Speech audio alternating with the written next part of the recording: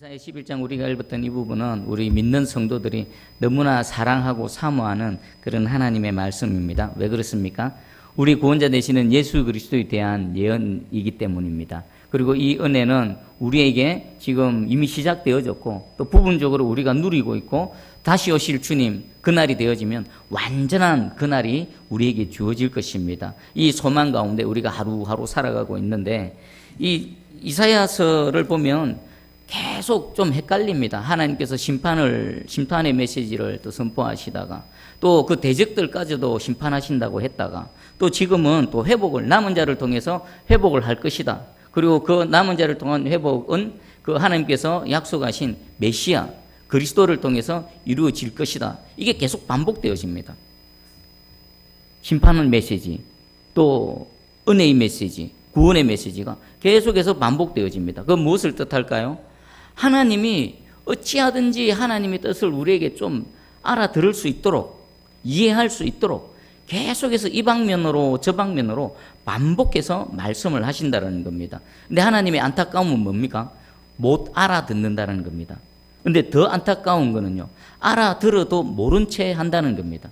심판의 메시지가 선포되어질 때에 이거는 비유야, 이거는 그냥 나중에 일어날 일이야, 지금 우리에게는 해당되어지는 것이 아니야 라고 하면서 하나님의 메시지를 자기가 듣기 싫은 것은 좀 걸러내버리고 있는 그대로 안 받아들인다는 게 문제라는 것입니다. 자, 오늘 우리 11장의 이 말씀은 우리가 너무나 사랑하고 사모하는 말씀입니다. 이 말씀으로 하나님의 뜻을 정확하게 우리의 어떤 색안경으로 걸러내지 마시고 있는 그대로 받아들이는 이 밤 되기를 축복합니다. 우리 이새의 줄기에서 우리 1절을 한번 읽어보겠습니다. 자, 시작. 이새의 줄기에서 한 싹이 나며 그 뿌리에서 한 가지가 나서 결실할 것이요. 아멘. 이새의 줄기에서 싹이 납니다. 이 싹이 누구십니까? 예수 그리스도시죠. 그리고 그 뿌리에서 한 가지가 난다. 역시 예수 그리스도십니다. 그를 통해서 싹이 나고 결실할 것이다 되어지는데 우리 보통 예수 그리스도는 누구의 자손이라고 말합니까? 보통 다윗의 자손 예수여라고 말하죠. 그런데 왜 이사야서에서는 다윗의 줄기에서라고 말하지 않고 이새의 줄기라고 표현을 할까요? 여러분, 이새는 어떤 사람입니까? 이새 보아스의 손자입니다. 우리 그 유명한 룻과 결혼한 보아스의 손자이기도 하고 또 우리 그 위대한 왕 다윗의 아버지이기도 합니다. 근데 왜 성경은 다윗의 줄기에서 싹이 났다라고 표현하지 않고 그 다윗의 아버지 이새의 줄기에서 났다라고 표현할까요? 하나님의 뜻이 담겨져 있습니다. 원래 이새의 집안은 어떤 집안입니까? 유대 땅 베들레헴의 그 작은 가문입니다. 아주 힘없고 아무도 관심 갖지 않는 그런 작은, 그리고 하는 일이 뭡니까? 목동입니다. 목자. 그냥 힘없고 비천하고 또 아무도에게도 주목받지 못하는 그냥 아무도 신경 쓰지 않는 그런 집안 출신 이새. 그리고 다윗이 왕이 되었으니까 다윗의 왕이라고 하지. 원래 다윗은 출신이 뭡니까? 목동이었죠. 목동. 그 많은 형제 중에서 제일 막내로서 부모로부터도 관심받지 못하는.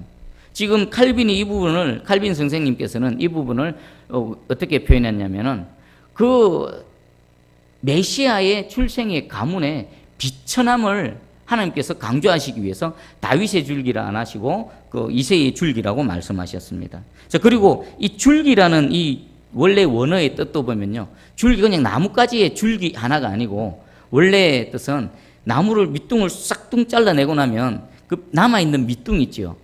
밑둥에서 거루터기입니다. 거루터기에서 새싹이 돋아나는 겁니다. 그러니까 이 가지는 어떤 가지입니까? 배임당해서 버려짐 받은 그런 나무입니다.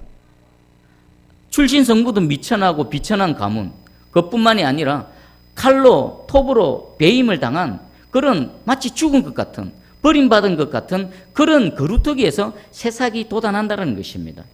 우리 교회 앞에 보면은 나무를 잘라냈는데 보면 어떻습니까? 새순이 막 파랗게 돋아나고 있습니다. 여기서 무엇을 뜻할까요? 하나님의 일하심의 특징 중에 하나입니다. 작은 것, 연약한 것. 사람들은 무엇에 관심이 있습니까? 많은 것, 대단한 것, 높은 것. 막 사람들이 막 몰리는 그런 곳에 관심을 갖습니다. 근데 하나님의 관심은요, 소외된 곳, 멸시받는 곳, 천한 것, 비천한 것, 그곳에서 하나님은 바라보시고 그것들을 택하시고 그것들을 들어 쓰셔서 하나님의 일을 이루어 가신다는 겁니다. 그것도 완전히 잘려져서 절망적이고 완전히 다 엎어지고 쏟아진 물 같은 그런 곳에서 하나님은 역사하신다는 겁니다. 그러면 여러분 상황 어떻습니까? 여러분 자신 어떻습니까? 한번 돌아보시기 바랍니다. 여러분은 형편과 처지가 낫습니까? 백그라운드는 어떻습니까? 뭐 누구처럼 뒤에 든든한 부모 뭐 이런 거 있으십니까? 하나님 나라에서는요, 오히려 환경, 처지가 어렵고 아무런 백그라운드 없는 사람이 하나님 앞에 더 소망이 있는 줄 깨달으시기 바랍니다. 우리 아무것도 없습니다. 아무런 백그라운드도 없습니다. 아무런 힘도 없습니다. 오히려 하나님께서 그런 것들을 붙드시고 그 메시아를 오게 하시고 하나님의 일을 이루어 가시는 이 하나님 일하심을 보시면서 저와 여러분에게 이 소망이 생기기를 축복합니다. 지금 이곳에 하나님께서 오셔서 여러분들을 위로하시기 원합니다. 저를 위로하시기 원합니다. 나 때문에, 너희의 형편과 너희 처지 때문에, 너희 능력 때문이 아니라 나 때문에 새 소망 가운데 일어나라라고 말씀하십니다. 그래서 이새의 줄기라고 표현을 하셨죠. 자, 그러면 그 이새의 줄기에서 그 뿌리에서 한 가지 위에 하나님의 영, 여호와의 영이 임하셨다고 합니다. 우리 2절을 한번 읽어보겠습니다. 2절 시작. 그의 위에 여호와의 영, 곧 지혜와 총명의 영이요 모략과 재능의 영이요 지식과 여호와를 경외하는 영이 강림하시리니. 아멘. 그 메시아의 이 땅에 오심, 그 오신 메시아 위에 뭐가 임한다고요? 여호와의 영입니다. 여러분, 여호와의 영은 뭡니까? 하나님의 영이지요. 거룩의 영, 하나님의 영입니다. 성경에는 크게 두 가지로 알 수 있습니다. 이 여호와의 영을 루아흐라고 하는데 제일 첫 번째 창세기에 등장할 때 어떨 때입니까? 인간을 빚으시고 거기에다가 호흡을 불어 넣어 주시죠. 호흡은 생명입니다. 호흡, 생명을 불어 넣어 주실 때 루아흐, 여호와의 영이 사용되어집니다. 그리고 두 번째가 여호와께서 그 메시아의 사역을 감당할 수 있도록 능력으로 부어주시는 게 바로 이 여호와의 영입니다. 그러면 오늘 2절의 여호와의 영은 무엇으로 임할까요? 생명, 호흡으로 불어넣어지는 것이 아니라 메시아께서 그 메시아의 사역을 잘 감당할 수 있는 하나님의 영, 하나님의 능력으로 지금 그 위에 임하신다는 것입니다. 그리고 우리 예수님의 오심과 사역을 한번 생각해 볼까요? 예수님이 이 땅에 육신을 입고 오실 때 무엇으로 잉태되셨습니까? 인간의 혈과 육으로 잉태되시지 않으셨습니다. 무엇으로요? 성령으로 잉태되셨습니다. 성령의 능력으로 잉태되셨지요. 그리고 또 요단강에서 세례를 받으실 때에 어떤 일이 일어났습니까? 하늘로부터 성령이 임하셨습니다. 성령이 비둘기처럼 덮으셨습니다. 그리고 하늘로부터 이는 내 사랑하는 자라, 내가 너를 기뻐하노라라고 하나님께서 확정을 해주셨죠. 그것을 통해 예수님께서 실질적인 공생의 사역을, 공적인 사역을 시작하셨습니다. 그리고 또 광야에 가셔서 40일 동안 줄이시고 시험을 당할 때에 광야에서 사단의 시험을 당했지만 누구의 인도함을 받고 광야로 나갔습니까? 성령님의 인도하심을 받고 나간 겁니다. 여러분 보십시오. 하나님의 사역과 성령의 사역은 뗄래야 뗄 수가 없습니다. 예수께서 이 땅에 오신 것, 그리고 또 공적인 사역을 시작하실 때, 광야에서 또 사단의 시험을 받으실 때, 그리고 실질적인 또 가르치시고 복음을 전하고 구제하고 섬기시고 할 때에 그 모든 표적과 기사는 무엇을 통해 나타났습니까? 역시나 성령을 통해 나타난 겁니다. 그러면 이 메시아 위에 임하신 여호와의 영은 바로 하나님의 사역을 제대로 감당하기 위한 하나님의 능력으로 임하신 겁니다. 그러면은 이 예수님께서 성령으로 이 모든 사역을 하실 때에 예수님에게만 여호와의 영이 임합니까? 누구에게도 임합니까? 예수 믿는 저와 여러분에게도 임하는 겁니다. 구약시대는 어땠습니까? 그 사사들 생각해 보십시오. 하나님께서 사사를 세우셔서 그를 하나님의 사사로 사용하실 때 항상 공통적인 표현이 있습니다. 여호와의 영이 임하심에, 기드온에게도 여호와의 영이 임하심에, 그 힘센 삼손에게도 여호와의 영이 임하심에, 여호와의 영이 임하시지 않으시면요 아무것도 아닙니다. 그저 평범한 인간입니다. 그런데 그 평범한 인간에 여호와의 영이 임하시니까 하나님의 사역을 넉넉히 감당할 수 있는 하나님의 사람이 되어진 겁니다. 신약시대 때는 어떻습니까? 사도들, 또 오순절에 성령이 강림하시고 난 이후에 사도를 통해 어떤 일들이 일어났습니까? 예수님께서 하셨던 그 사역의 내용들이 사도들을 통해서 동일하게 재현되어지고 있지 않습니까? 지금도 마찬가지입니다. 우리가 알지 못하는 그곳에서 여호와의 영이 임하셔서 하나님의 사역들이 힘있게 지금 나타나고 있는 줄 믿습니다. 그런데 이 일은 지금 어디에 나타나야 됩니까? 남에게 해당되는 게 아니라 내게 이 일이 일어나야 되고, 예수님에게 임하셨던 여호와의 영이 예수 믿는 자들에게 계속 전가되어져서 그를 통해 하나님의 사역이 계속 진행되어집니다. 그렇다면 이 2절의 은혜는 누구의 은혜가 되어야 됩니까? 저의 은혜가 되어야 되고요, 여러분의 은혜가 되어져야 되는 겁니다. 왜요? 하나님의 뜻을 이루기 위해, 하나님의 나라를 이루어 드리기 위해서 이 메시아에 임하셨던 여호와의 영은요, 저와 여러분에게도 동일하게 임하셔야 될 줄 믿습니다. 이 밤에 기도할 때에 이것 붙들고 기도하시기 바랍니다. 이 여호와의 영, 그 이새의 줄기, 이새의 싹에서 난 메시아에게 임하셨던 여호와의 영, 구약의 선지자들, 하나님의 사람들에게 그 사역을 위해서 부어주셨던 여호와의 영, 신약시대의 오순절 성령 강림과 사도들과 또 수많은 복음 전도자들에게 임하셨던 여호와의 영, 교회를 세우시고 하나님 나라를 세워가셨던 여호와의 영, 그 여호와의 영이 지금 이 시간 나에게, 우리에게, 우리 교회에, 우리 한국 교회에 임하여 주시옵소서. 기도하는 시간 되기를 간절히 소망합니다. 그리고 2절에 보면 여호와의 영의 6가지 속성이 나옵니다. 세트로 나옵니다. 보면은 지혜하고 뭐하고 세트입니까? 지혜와 총명, 그리고 모략과 재능, 그리고 지식과 여호와를 경외하는 영, 이렇게 두 개씩 해서 3세트, 6개의 속성이 나옵니다. 잠시 한번 살펴볼게요. 지혜는 우리 인간 삶에 있어서 전 영역에 영향을 주는 겁니다. 지혜가 있고 없고에 따라서 그 삶의 내용이 완전히 달라집니다. 여러분, 지혜가 뭐겠습니까? 지혜. 이 지혜가 있으면요, 바른 판단을 할 수 있습니다. 그리고 바른 것을 선택할 수가 있습니다. 그리고 이 지혜가 있으면요, 어떤 문제가 내 앞에 닥치더라도 그 문제를 해결할 수 있는 능력이 있는 겁니다. 지혜가 없으면요, 문제 해결 능력도 없습니다. 바른 것을 헤아릴 수도 없고 바른 것을 선택해 나갈 수도 없습니다. 내 인생의 모든 것에 영향을 주는 것이 바로 이 지혜입니다. 그리고 이 지혜와 한 세트가 되는 총명은요, 이해력과 통찰력입니다. 여러분, 통찰력이 뭡니까? 통찰력. 딱 보면 아는 겁니다. 이해하는 겁니다. 누가 가르쳐서 누구한테 배워서 아는 게 아니라 그냥 척 보면 아는 겁니다. 전후 문맥을 보고, 아, 이게 뭐지? 이 원리가 뭐지?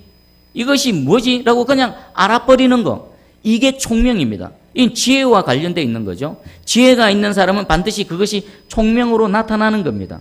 이 여호와의 영 안에 담겨져 있는 이 지혜와 총명. 여러분, 이 지혜와 총명이 여러분 인생에 함께하면요, 여러분 인생이 어떻겠습니까? 여러분, 문제가 있습니다. 문제는 늘 닥치지요. 그런데 그 문제를 보자마자 통찰을 해버립니다. 이해를 해버립니다. 그리고 그것을 어떻게 해결해 나가야 될지 해답을 스스로 찾아서 그 길을 걸어가 버립니다. 할렐루야 아니겠습니까?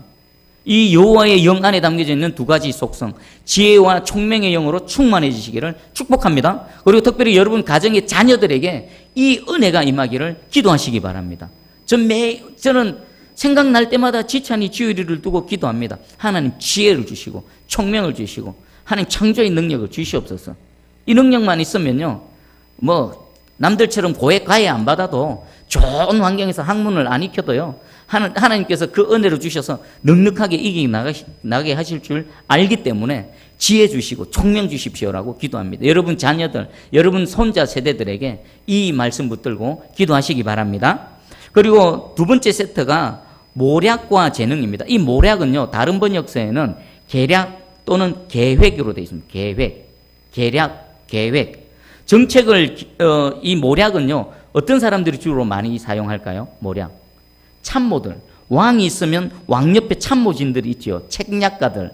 어떤 상황이 발생하면 왕이 그 책사들을 불러 모읍니다. 이 상황에서 어떻게 하면 될까? 하면 그 책략가들이 모략을 짜냅니다. 지혜를 짜내고 계획을 짜내는 겁니다. 이것이 바로 모략이고 계획이고 책략인 것입니다. 그리고 재능이라고 되어 있는데 다른 성경에는 능력으로도 표현되어 있습니다. 원어에 보면요, 능력이 더 가깝습니다. 봐보십시오. 하나님께서 계획을 세우시지요. 계획을, 아무리 좋은 계획도 그것이 실제로 이루어져야 의미가 있겠죠. 그러면 왜 하나님께서는 이 모략하고 재능, 계획하고 능력을 한 세트로 만드셨을까요? 하나님께서는 계획하신 것을 어떻게 하신다고요? 이루어낼 수 있는 능력이 있다라는 겁니다. 어디에요? 이 여호와의 영 안에. 여러분들 올해 2019년에 어떤 많은 계획들을 세우셨습니까? 우리 새순교회는 또 얼마나 여러 가지 계획들을 세웁니까? 계획이 아무리 좋아도 그것이 실제로 안 이루어지면요, 무용지물이지요. 계획을 세웠을 때 그 계획을 이루어낼 수 있는 능력은 어디서부터 옵니까? 여호와의 영, 하나님으로부터 주어지는 겁니다. 여러분 이것도 붙드시고 기도하십시오.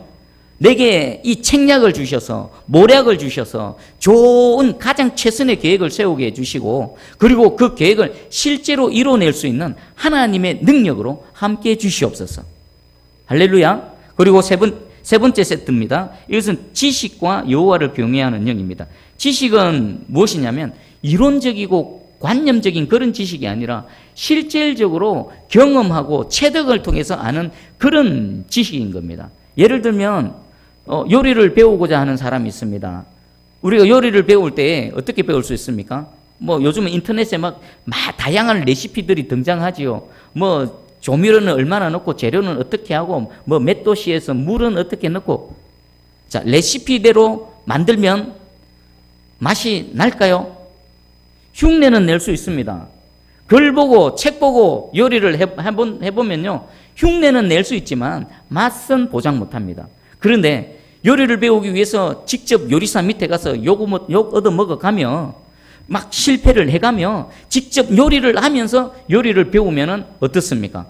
가장 정확하고 확실하게, 물론 시간은 걸릴 수 있고요, 또 여러 가지 뭐 어려움을 겪을 수 있지만 이 책으로 배운 거하고 실제로 내가 요리를 하면서 배운 거하고는요, 천지 차이가 있는 겁니다. 그럼 지금 여기서 말하는 지식은 어떤 지식일까요? 내가 직접 칼을 썰고 막 그 고수한테 욕을 먹어도 하면서 그렇게 체득한 지식이 이 지식에 해당되어진다는 것입니다. 근데 사실은요, 하나님은 지식에 있어서 어떻습니까? 무한하시죠. 전지하십니다. 왜 그렇습니까? 그분이 창조주시기 때문입니다. 그리고 그분이 온 세상 만물의 설계자이시기 때문입니다. 풀 한 포기, 바람 하나 부는 거, 저 하늘에 비 하나 떨어지는 거, 온 이 우주 만물이 운행하는 그 모든 지혜와 지식은 어디서 나왔습니까? 하나님으로부터입니다. 하나님은 지식 자체십니다. 지혜의 근원되십니다. 그 설계자시기 때문에 지식의 근원, 지식 자체가 되시겠죠. 그리고 이 지식은요, 무엇하고 연관되어져 있냐면 여호와를 경외하는 것과 연관되어져 있습니다. 우리가 하나님을 아는 지식이 많으면 많을수록 그 사람은 어떤 사람이 될까요? 여호와를 경외하는 사람이 되어지는 겁니다. 여기서 말하는 지식은 바로요, 여호와를 경외하는 것과 연관이 되어져 있다는 겁니다. 그럼 여러분, 여호와를 경외하는 영은 어떤 영일까요? 하나님의 권위를 인정하고 자발적으로 하나님의 말씀 앞에 순종하며 하나님의 뜻을 이루어드리기 위해서 내 인생을 헌신하며 나아가는 이런 마음을 계속해서 불러일으킨다는 것입니다. 하나님이 내 하나님이십니다라고 마음으로 인정, 고백할 뿐만 아니라 하나님의 말씀이 선포되어질 때에 그 말씀을 통해서 내가 막 그것을 이루어드리고 싶고 내가 그것을 막 하고 싶고, 이런 마음들이 여호와를 경외하는 마음속에서 계속해서 생겨난다는 것입니다. 여러분, 하나님을 아는 지식 더 자라나시기를 축복합니다. 그리고 그것과 맞물려서 비례해서 여호와를 경외하는 저와 여러분 되기를 축복합니다. 자, 그러면 여호와의 영이 임하신 목적 두 가지가 있습니다. 첫 번째는 메시아가 메시아의 사역을 수행하기 위한 능력을 주시기 위해서. 두 번째는요, 더 본질적인 목적입니다. 이 여호와를 경외하는 영을 부어주시는 겁니다. 우리 3절 한번 읽어보겠습니다. 3절 시작. 그가 여호와를 경외함으로 즐거움을 삼을 것이며. 아멘. 여기까지입니다. 그가 여호와를 경외함으로 즐거움을 삼는다. 메시아, 여호와의 영이 임하신 그 메시아의 즐거움은 뭡니까? 여호와를 경외하는 거, 그게 즐거움이라는 겁니다. 여러분은 무엇을 즐거워하십니까? 드라마, TV를 즐거워하십니까? 막 재물이 쌓이는 걸 즐거워하십니까? 내 뜻이 이루어지는 걸 즐거워하십니까? 여호와의 영이 임한 사람은요, 여호와를 경외하는 것으로 즐거움을 삼는다라고 말씀하십니다. 여호와를 경외하는 것을 즐거움으로 삼으시기를 축복합니다. 자, 그러면 메시아께서 그 사역하시는데 그 사역의 내용을 한번 볼게요. 우리 3절 한번 다시 읽어봅니다. 시작. 그가 여호와를 경외함으로 즐거움을 삼을 것이며 그의 눈에 보이는 대로 심판하지 아니하며 그의 귀에 들리는 대로 판단하지 아니하며. 아멘. 이 메시아의 사역이 3절에 무엇으로 소개됩니까? 심판하고 판단한다. 심판하고 판단하는 것은 누가 하는 겁니까? 재판관이 하는 거죠. 재판관. 메시아가 이 땅에 오셔서 하는 사역을 소개하는데 그 사역의 내용이 뭐라고요? 심판자, 판관, 재판관의 사역을 한다라고 말씀하십니다. 자, 그러면 이사야 당시 시대의 재판관들은 어땠을까요? 오늘날의 재판관은 어떻습니까? 아마 모든 시대가 동일할 겁니다. 재판관들은요, 뇌물이 없는 그런 시대가 있었을까요? 인류 역사, 어떤 나라, 어떤 민족, 어떤 시간대에 아무도 아마 없었을 것입니다. 뇌물을 받고 판결을 굽게 하고 휘게 하고 조금 인맥이 있으면 그 판결에 있어서 팔은 안으로 굽듯이 반드시 영향을 받게 되어지고, 또 우리 한국 땅에 뭐 계속 들려지는 유전무죄, 무전유죄 이런 일들은 계속해서 일어날 겁니다. 그럼 어떻습니까? 힘없는 사람들은 억울함을 당하지요. 눈물을 흘리지요. 탄식을 하게 되겠죠.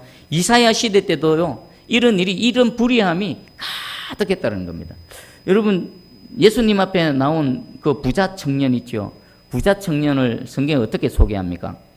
부자면서 청년이면서 또 하나가 있었습니다. 기억 안 납니까? 관원이었습니다. 관원. 여러분 한번 생각해 보십시오. 젊은 청년 관원이 부자가 되어진다. 두 가지입니다. 두 가지. 부모로부터 많은 재산을 상속받았든지, 아니면 관원이었을 때 재물을 많이 축적했든지, 둘 중에 하나입니다. 만약에 부모로부터 많은 재물을 상속받았다면 별 문제가 안 되는데, 그 젊은 공무원 아닙니까? 젊은 관원이 재물을 많이 모은다. 그럼 정상적일까요? 젊은 검사 한 2년 했더만 통장에 수십억이 쌓이고, 막 뭐 변호사 좀 한 몇 년 했더만 빌딩이 생기고, 이게 우리 현실이죠. 그 뭘 뜻하는 겁니까? 뇌물을 받고 뭔가가 계속 진행되어지고 판결을 굽고, 아주 고위 판사 검사들은 전화 한 통 하면 전화 한 통이 수십억짜리가 되고, 이게 우리 현실인 것입니다. 그래서 이 불의한 세상 가운데 메시아께서 오셔서 우리에게 하신 것은 그 공의로운 재판관의 사역을 하신다라는 것입니다. 그리고 4절에 보니까요, 제가 읽겠습니다. 4절. 공의로 가난한 자를 심판하며 정직으로 세상의 겸손한 자를 판단할 것이며 그의 입에 막대기로 세상을 치며 그의 입술의 기운으로 악인을 죽일 것이며.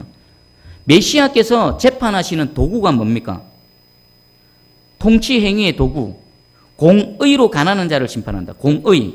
그리고 정직으로 겸손한 자를 판단한다. 그리고 또 공의와 성실. 이 메시아께서 오셔서 재판관의 사역을 수행하는데 그 도구가 바로 공의와 정직과 성실로서 이 사역을 수행하신다라고 말합니다. 자, 그러면 제가 질문을 드릴게요. 메시아가 오셔서 왜 메시아는 이런 재판관의 사역을 수행하실까요? 지금 이사야 시대 때는요, 이 나라가 풍정등화의 위기에 빠져 있었습니다. 이사야가 사역하던 히스기야 왕 때 어떤 일이 일어났습니까? 아수르가 이 남유다를 치고 들어왔죠. 어디까지요? 예루살렘 앞에까지 들어왔습니다. 예루살렘을 완전히 포위하고 마지막 예루살렘 함락하기 위한 공격을 목전에 두고 있었습니다. 그러면 이때 메시아를 갈망하고 있습니다. 메시아가 등장해야 됩니다. 유대인들이, 이스라엘 백성들이, 그들이 생각하는 메시아는 어떤 메시아입니까? 이런 위기의 순간에 우리를 구원할 슈퍼맨과 같은 메시아, 다윗 왕과 같이 싸우기만 하면 이기는, 어디를 가든지 이기는 그런 다윗과 같은 메시아, 그런 메시아가 필요치 않습니까? 그리고 실제로 유대인들과 이스라엘 백성들은 그런 메시아를 기대했죠. 그런 메시아를 기다렸습니다. 그런데 예수님 자신들이 생각하는 메시아하고는 다릅니다. 자신들이 기대했던 메시아하고는 다릅니다. 그래서 십자가에 못 박아 죽여버렸죠. 그럼 왜 하나님께서는 그들을 구원하시기 위해서는 정말 다윗과 같이 백전백승의 그런 용사를 보내셔서 지금 이 백성들을, 하나님의 백성들을 공격하고 있는 이방 나라들과 실제로 칼을 부딪히고 싸워서 이겨서 그들을 구원해내야 되는 거 아닙니까? 마치 사사시대의 사사들처럼요. 그런데 우리 메시아는요, 그 사역을 하지 않습니다. 그거는 냅두고요, 재판관으로서 공의와 정직과 성실로 이 재판을 시행합니다. 왜 그럴까요? 아주 중요한 질문입니다. 여러분들에게 가슴에 와닿게 제가 설명을 드릴게요. 재정적인 어려움을 겪고 있습니다. 하나님 도와주세요 막 기도합니다. 하나님이 짠 하고 등장하셔서 재정의 문제를 확 풀어주십니다. 하늘의 보화를 열어서 하늘 문을 열어서 물질을 확 갖다 부어주십니다. 갑자기 통장에 재정이 쌓이고 막 안 되던 장사가 잘 되고. 근데 하나님은 그렇게 일 안 하십니다. 내 앞에 어떤 문제, 소송의 문제가 있고 사람과의 관계 속에서 어려움이 있고 그럴 때 내가 기도하고 하나님께 부르짖을 때 하나님 오셔서 그 문제 자체를 해결해 주셔야 되는 거 아닙니까? 근데 하나님 그렇게 일 안 하신다는 겁니다. 여러분 재정에 문제가 있습니까? 하나님 재정으로 문제 해결 안 해주십니다. 여러분 사람과의 관계 속에서 억울한 일 당하고 계십니까? 눈물 짓는 일 있습니까? 질병으로 고통당합니까? 하나님 오셔서 질병에서 건져주시고 그러셔야 되는데 그것 갖고 다루시지 않는다라는 겁니다. 뭐 갖고 다루신다고요? 정의로운 재판관으로서 공의와 정직과 성실로 우리의 삶을 판단하시고 우리를 심판하신다는 겁니다. 왜 그렇게 하실까요? 왜 그렇게 하셔야만 될까요? 지금 이 남유다 백성들에게 일어나는 모든 일들의 근본은 뭡니까? 근원은 대적보다 내가 힘이 약해서 아수르와 바벨론이 우리보다 강대국이어서 무기가 더 좋아서 군사가 더 많아서 우리가 힘이 없어서 그런 일을 당하는 겁니까? 아닙니다. 그거는 껍데기입니다. 껍데기. 왜 하나님께서 대적들을 강하게 하셔서 대적의 막대기로 이 하나님의 백성들을 때리십니까?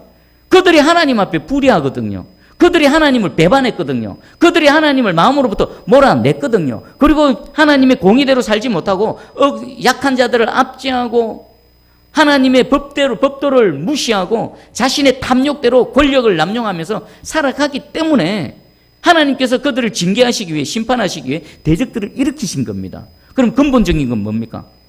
대적들이 일어나게 된 그 원인을 제거하는 겁니다. 그 원인을 제거하는 게 뭡니까? 그들의 불의를 잘라내는 겁니다. 하나님께서 심판하시는 겁니다. 하나님께서 판단하시는 겁니다. 그 불의를 제거하고 그들이 돌이키고 회개하고 하나님과의 바른 관계를 성립하고 그들이 의의 길로 들어서면요 어떻게 됩니까?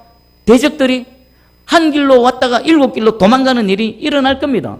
하늘의 문이 열리고 막혀있는 그 첫 놋하늘이 하늘의 문이 열리면서 이른 비와 늦은 비가 내려져서 땅이 씨 뿌린 곳에서 양식이 자라나고 풍성한 열매와 결실로 살아가게 되어질 것입니다. 무슨 말씀인지 깨달아지는 은혜가 있기를 축복합니다. 여러분 돈이 없습니까? 돈 없는 것 때문에 기도하지 마시고요. 질병 때문에 고통당합니까? 질병 당하는 것 때문에 기도하지 마시고요. 하나님 앞에서 관계를 한번 되돌아보시기 바랍니다. 나는 지금 과연 하나님 앞에 바른 관계 속에 서 있는가? 내 안에 다른 우상은 없는가? 입으로는 주여 주여 몸으로는 주 앞에 나와 있지만 내 이 주님 한곁에 나도 모르게 서 있는 도사르고 있는 우상들은 없는가? 이걸 제거해야 됩니다. 이걸 바로해야 됩니다. 그러면요 하나님께서 순식간에 역전시키시고요 순식간에 이기게 하실 것입니다. 오늘날 대한민국을 봐보십시오. 얼마나 힘들고 어렵습니까? 한국교회 얼마나 세상으로부터 질타당합니까? 우리 한국교회 성도들 얼마나 세상에 아무런 영향력도 미치지 못합니까? 지금 공산주의 영이 일어나서 국가 시스템 자체를 바꿔버리려고 합니다. 무슨 제도, 법 하나 세우는 건요 정권이 바뀌면 그것도 없애버리면 됩니다. 근데 국가 시스템을 바꿔버리면요 정권이 바뀌어도 시스템은 계속 유지되어지는 겁니다. 그걸 통해서요 백성들과 하나님의 사람들은요 그 바뀐 시스템 안에서 고통당합니다. 이 지금 대한민국이 어렵고 어수선하지만 그나마 저와 여러분이 이 자리에 나와서 찬양하고 말씀 듣고 기도할 수 있는 근거가 뭡니까? 우리 대한민국이 자유민주주의 국가이기 때문에 가능한 겁니다. 근데 이게 시스템이 바뀌어버리면요 아무것도 못합니다.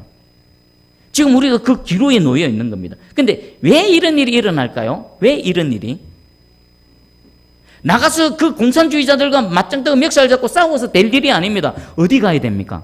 하나님 앞에 엎드려져야 되는 겁니다. 주여 우리가 범죄했습니다. 하나님 우리가 잘못했습니다. 하나님이 부어주신 그 놀라운 축복, 그 놀라운 은혜를 내 배를 채운 데만 사용했고 하나님 나라를 위해서가 아니라 내 바벨탑만 쌓았고 그렇게 수십 년을 지나오는 동안에 대적들은 일어나서 우리를 때리고 치고 있네요. 저들과 싸워서 이기게 하십시오가 아니라 주여 공의로운 재판관 앞에 이 정의로운 재판관 앞에 우리가 나아가서 무릎을 꿇고 그분 앞에서 판결을 구하는 겁니다. 회개할 거 회개하고 돌이킬 거 돌이키고 하나님 다시 시작하기 원합니다 라고 하면 순식간에 역전의 일은 일어날 줄 믿습니다. 오늘 이 밤에 이 공의로우신 재판, 왜 메시아가 오셔서 나가서 슈퍼맨처럼 막 대적들을 물리치고 그들을 건져내는 것이 아니라 왜 재판관으로 나 앞에 나와서 너희가 판결을 받아야 된다라고 말씀하시는지 그 의미를 정확하게 깨달아 알고 여러분 개인이 우리 새순교회가 우리 한국교회가 이 공의, 정직, 성실로 판단하시는 이 메시아 앞에 정확하게 진단받고 책망받을 것 책망받고 또 판단받을 것 판단받고 돌이키고 새롭게 시작되는 은혜가 있기를 주님의 이름으로 축복합니다. 자, 그리고 여러분들의 마지막으로 한번 질문 드립니다. 우리는 어디로부터 구원을 받아야 됩니까?